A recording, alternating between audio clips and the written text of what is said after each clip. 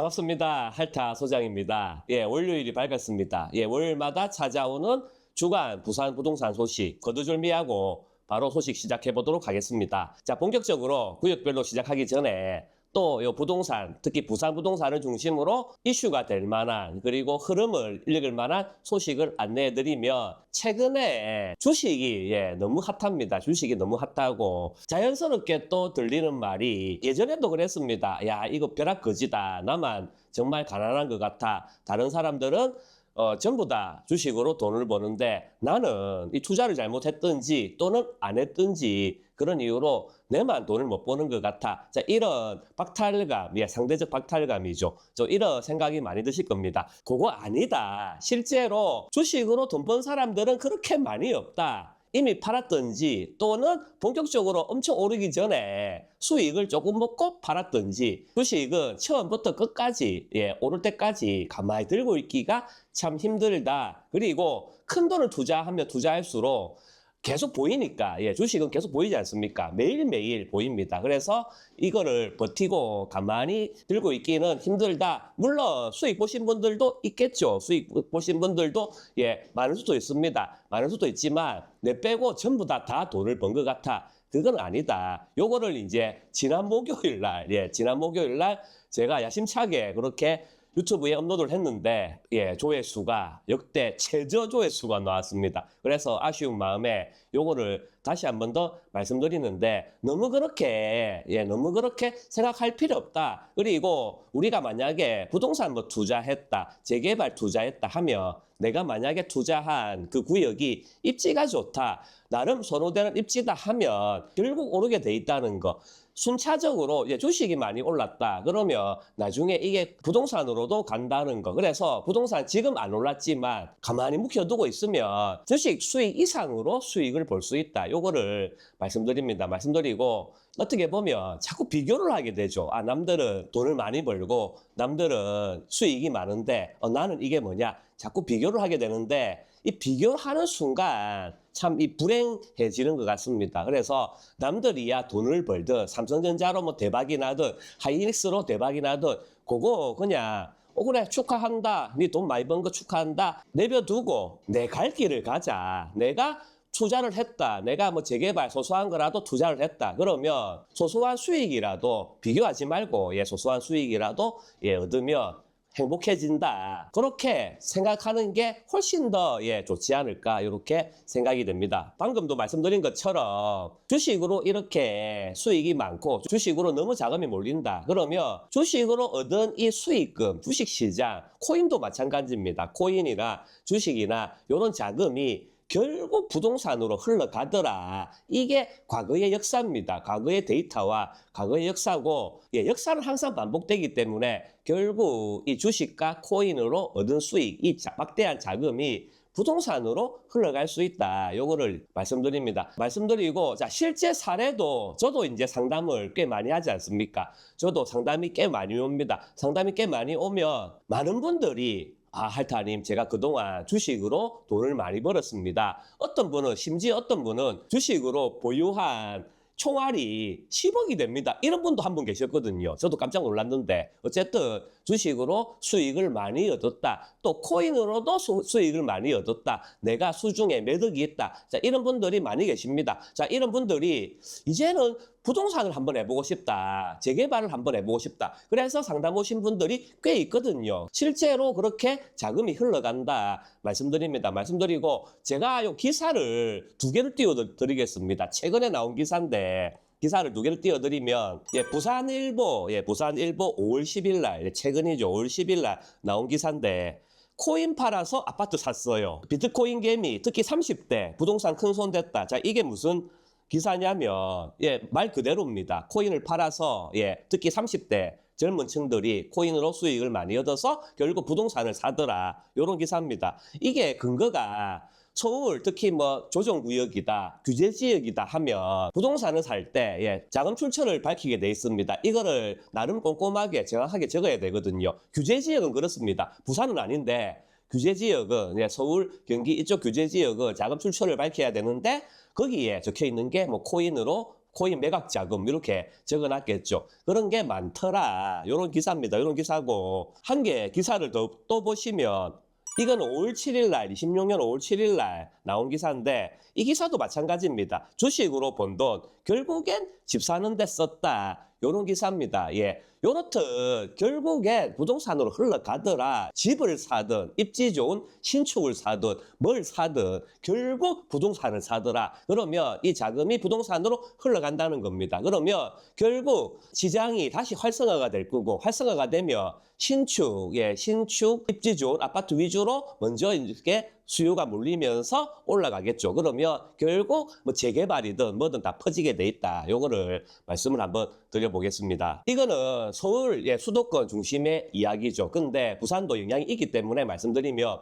드디어 이제 5월 9일이 끝났습니다. 5월 9일이 이제 지났죠. 5월 9일이 딱 지난 요 시점에서 그러면 서울은 어떻게 됐냐? 강남은 잡혔습니다. 강남은 호가가 내리면서 금매가 나오면서 그 금매가 또 거래되면서 가격이 좀 떨어졌죠. 떨어졌는데 강남 주위의 외가 15억 이하 요거는 오히려 더 많이 올랐다. 그리고 아시다시피 전세 심지어 월세도 지금 매물이 줄어들었다. 요런 소식이 계속 들립니다. 이런 소식이 계속 들리는데 지금 여기서 주목해봐야 될 사실이 뭐냐. 최근에 대통령께서도 그렇고 정책실장 등 정부에서도 발표를 했죠. 강남 집값은 잡혔다. 그래서 부동산은 안정화가 됐다. 이런 식으로 발표를 합니다. 발표를 하고 그 다음에 이제 15억 이하 서울 기준으로 중저가, 서울은 15억 이하가 중저가입니다.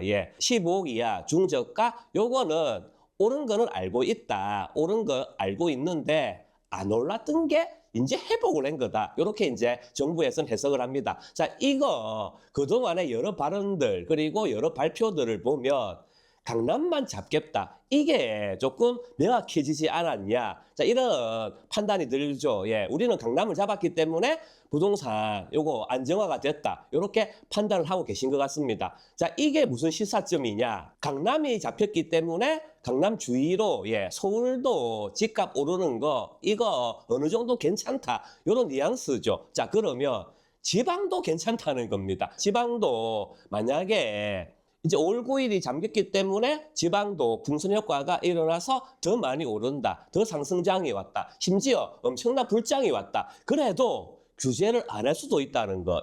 이거 아주 조심스럽게 말씀드립니다. 제가 예전부터 계속 말씀드렸죠. 지방에 규제하는 거 쉽지 않다. 지금 서울, 특히 강남을 잡아야 되는데 지방까지 규제해버리면 다시 강남으로 안 쏠리겠냐. 자, 이런 이제 얘기를 많이 했습니다. 앞으로도 지방, 뭐 부산이든 어디든 이 지방이 많이 올라도 이게 규제가 쉽게 들어오지 않을 것 같아. 이렇게 예상입니다. 예측을 한번 해봅니다. 이렇듯 서울이 지금 다시 이제 물량이 잠기고 그 하락했던 강남도 다시 지금 오른다. 자, 이런 이야기도 있죠. 이런 소식도 있고 이런 데이터도 있습니다. 데이터도 있는데 자, 이것도 무슨 시사점이 있냐. 불과 몇 달 전에 1월, 2월 달에 이렇게 이제 규제를 시작하고 대통령께서도 계속 이 부동산에 대해서 잡을 수밖에 없다. 이렇게 언급을 하면서 많은 사람들이 야, 이제는 부동산 잡히겠다. 이런 생각을 또 많이 했습니다. 많이 했고 또 많은 사람들은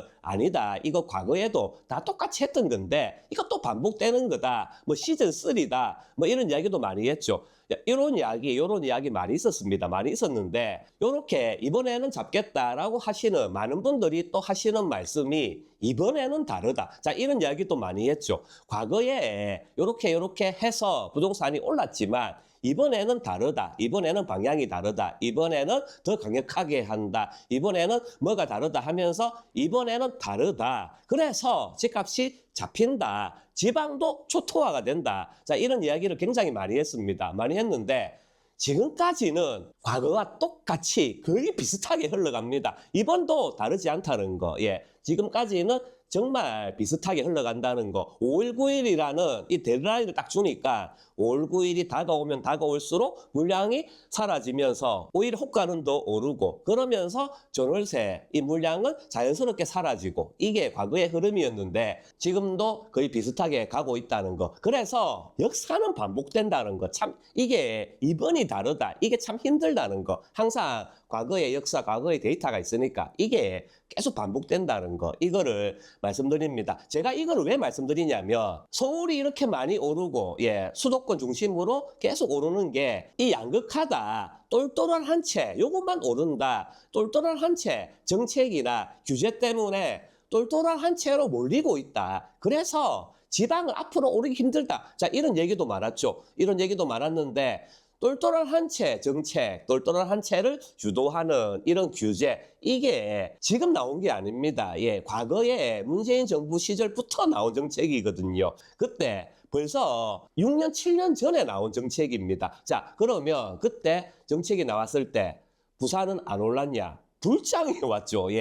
그렇게 해도 불장이 왔습니다. 그래서 똘똘한 한 채 이 정책 때문에 앞으로 지방은 절대 안 오를 거다. 계속 서울에만, 서울 수도권만 계속 더 오르고 부산은 계속 죽는다. 자, 이렇게 이제 판단하시는 분도 계신데 미래는 어떻게 될지 모르죠. 미래는 어떻게 될지 모르는데 과거에도 이미 똘똘한 한 채 정책을 시행했었고 이미 그 정책 아래에서도 부산 많이 올랐다 말씀드립니다. 말씀드리고 자 그러면 과거처럼 정말 불장이 올 거냐 그런 역대급의 그런 상승장이 올 거냐 모르죠. 그거는 제가 미래를 판단할 수 없습니다. 판단할 수 없는데 제가 말씀드리고 싶은 건 자 이런 정책들 이런 규제 때문에 계속 양극화가 심해질 거다. 그리고 똘똘한 한 채로 계속 쏠릴 거다. 그래서 부산은 앞으로 절대 안 오를 거다. 그거는 아닐 것 같다는 거. 이거를 말씀드립니다. 이걸 말씀드리고 자 실제로 지금도 부산에 입지 좋은 신축 아파트 부산뿐이겠습니까? 대구 그리고 울산, 창원 또 진주 혁신 이런 데도 오릅니다. 웬만한 수도권 그런 데보다 더 많이 오르거든요. 실제로 더 많이 오르고 있습니다. 지방은 안 오른다. 이거는 사실과는 다르다. 그리고 그런 예측은 잘못되지 않았냐 싶습니다. 자 그러면 나는 돈이 없는데 입지 좋은 신축 아파트 저거 되게 비싼데 나는 이제 부동산 못 사겠구나 투자 못 하겠구나 라고 하는데 재개발 재개발 특히 초기일수록 투자 금액이 작게 들어가죠. 작게 들어가는데 이 재개발 샤아파트 냅니다. 이 재개발도 결국은 목표가 신축 아파트입니다. 그래서 내가 자금이 부족하다 내가 이 신축 아파트 살 돈이 없다 하면 재개발 저렴한 거 정말 입지 좋고 선호되는 그런 입지에 재개발 저렴한 거 한 개 사서 묻어두는 것도 괜찮을 수 있다. 이거를 말씀을 한번 드려보겠습니다. 그러면 본격적으로 이제 또 본격적입니다. 본격적으로 구역별로 소식 시작해 보도록 하겠습니다. 첫 번째 소식입니다. 하단 2구역, 하단 2구역 소식입니다. 하단 2구역 소식이 무슨 소식이 있냐. 시공사 선정을 하고 있습니다. 시공사 선정을 하고 있는데, 보시면, 대우, 금호, HJ중공업, 이렇게 세 개의 시공사가 현장 설명회에 참석했다. 이런 소식입니다. 이런 소식이고, 요즘 시공사 선정하는 게 좀 힘듭니다. 시공사들도 요즘 뭐 건설 경기라든지 물가 상승이라든지 이런 것 때문에 굉장히 신중하게 이렇게 입찰을 하거든요. 그렇기 때문에 시공사 선정이 좀 힘들다. 힘든데 그래도 하단 2구역에 3개의 시공사가 관심을 보이고 있다. 말씀드립니다. 말씀드리고 주목할 거는 보통은 이제 조합에서 보통은 공동도급 컨소라고 하죠. 공동도급 컨소라고 하는데 보통은 공동도급 컨소 이거를 허용을 잘 안 합니다. 한 개 단독으로 들어온나 이렇게 하는데 요즘 이게 문제가 뭐냐면 웬만큼 큰 구역이다. 그러면 시공사에서 단독으로 들어가기를 좀 꺼립니다. 아무래도 혼자서 하기에는 좀 리스크가 있다. 그래서 조금 리스크를 줄이고자 몇 개 묶어서 이렇게 하면 안 되겠냐라고 하는데 조합에서는 그거를 좀 싫어하죠. 싫어하는데 그래서 입찰 공고에 컨소 불가, 공동도급 불가, 단독으로만 입찰해라. 이렇게 공고를 내는 경우도 있거든요. 공고를 내는 경우도 있는데 그렇게 공고를 내면 유찰되는 그런 구역도 많습니다. 그래서 결국 나중에 그냥 큰 소도 허용하겠다 이렇게 하는데 자 여기 4단위 구역 재개발 조합은 공동도급도 허용했다 이렇게 조금 유연하게 이렇게 진행을 하는 것 같습니다. 진행을 하고 하단위 구역 요 보면 1850세대입니다. 1850세대. 그리고 오피스텔도 92가구 이렇게 있거든요. 그래서 조금 규모가 조금 크죠. 1000세대 이상 거의 2000세대 가까이 되는 그런 규모이기 때문에 공동도급을 했다. 이렇게 한번 간단하게 소식을 한번 전해드려 보겠습니다.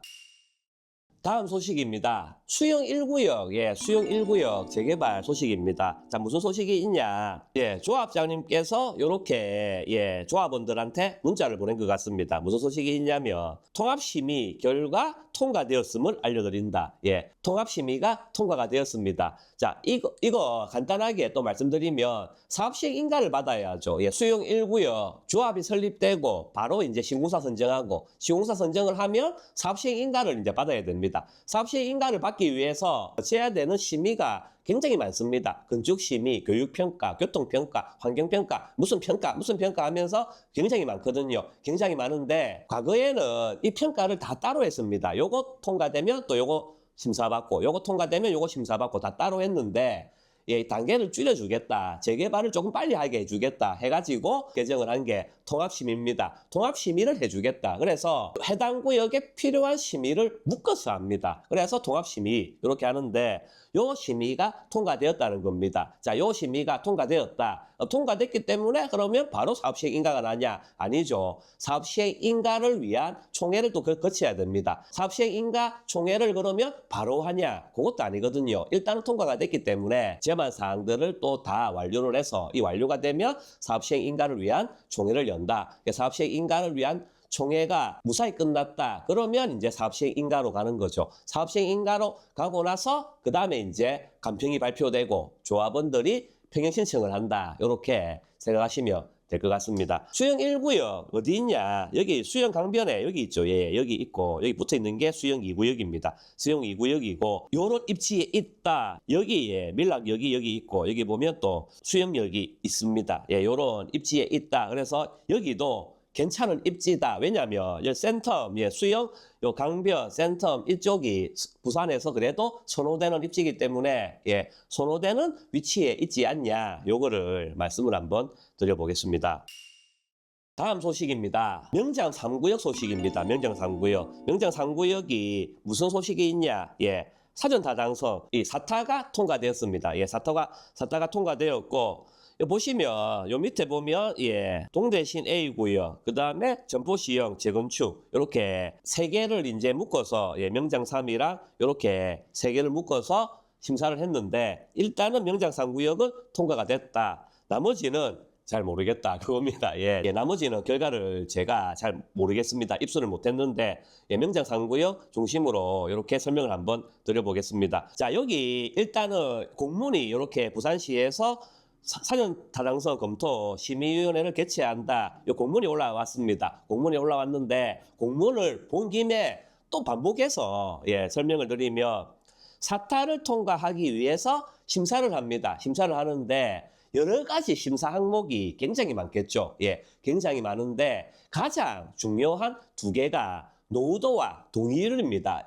여기 해당 입지가 얼마나 노후가 됐는지 그리고 주민들은 얼마나 재개발을 열망을 하는지 이 두 개가 가장 중요한 심의평가 요소입니다. 심의평가 요소인데 그 중에서 더 중요한 게 동의율입니다. 주민들이 얼마나 더 재개발에 열렬히 지지를 하냐, 재개발을 얼마나 원하냐. 자, 주민들이 만약에 재개발 안 원한다. 절반도 안 원한다. 그러면 재개발을 하면 안 되겠죠. 그냥 우리는 이대로 살겠다. 이대로 살게 해주세요. 막 이랍니다. 그러면 재개발 하겠습니까? 강제로 재개발이 그게 되겠습니까? 그래서 많은 주민들, 과반수 이상의 많은 주민들이 제발 재개발 좀 하게 해달라. 우리 새 아파트 살게 해달라. 이렇게 해야 재개발이 순조롭게 추진이 안 되겠습니까? 그래서 주민 동의율이 굉장히 중요하다는 거. 해당 구역을 갔는데 이 구역은 너무 깨끗하네. 야, 이거 너무 깨끗해서 재개발이 되겠냐라고 하는데 깨끗하다. 보기에도 너무 동네가 깨끗하다. 그러면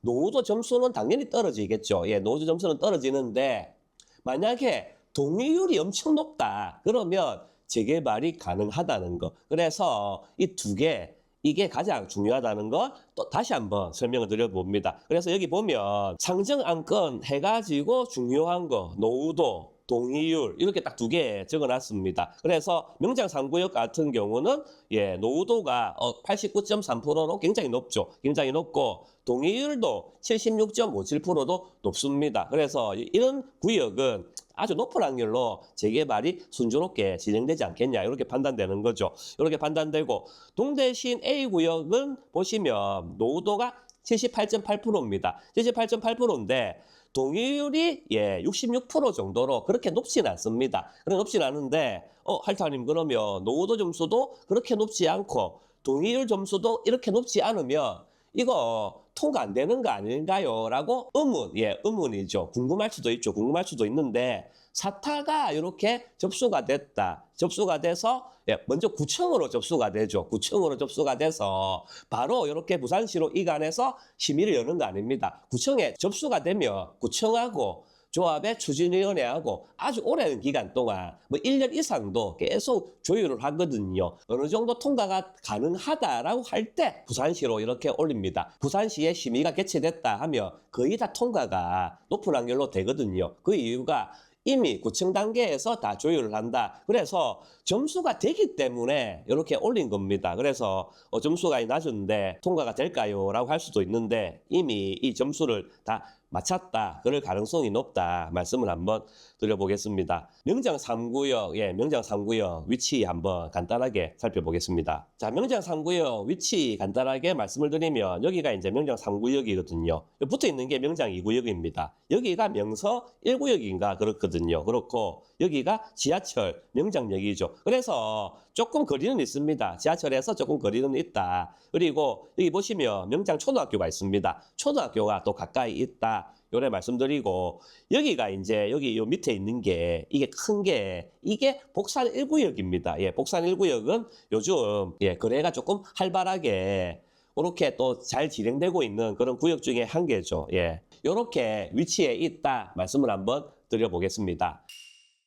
오늘 이렇게 또 주간 소식 진행을 했습니다. 진행을 했고 항상 월요일마다 주간 소식 기다려주신 분들 대단히 감사합니다. 대단히 감사하고 언제나 상담의 문은 열려 있다는 거 보이시죠? 그리고 멤버십 계속 이렇게 모집을 하고 있습니다. 그래서 멤버십도 한번 가입을 하시면 여러 가지 활용을 할 수 있다는 거. 내가 지금 한번 투자해보고 싶다 하면 멤버십도 한번 활용해 보시는 게 어떻겠냐. 요거 마지막으로 한번 말씀드리면서 그러면 다음 주에 또 다시 뵙겠습니다. 감사합니다.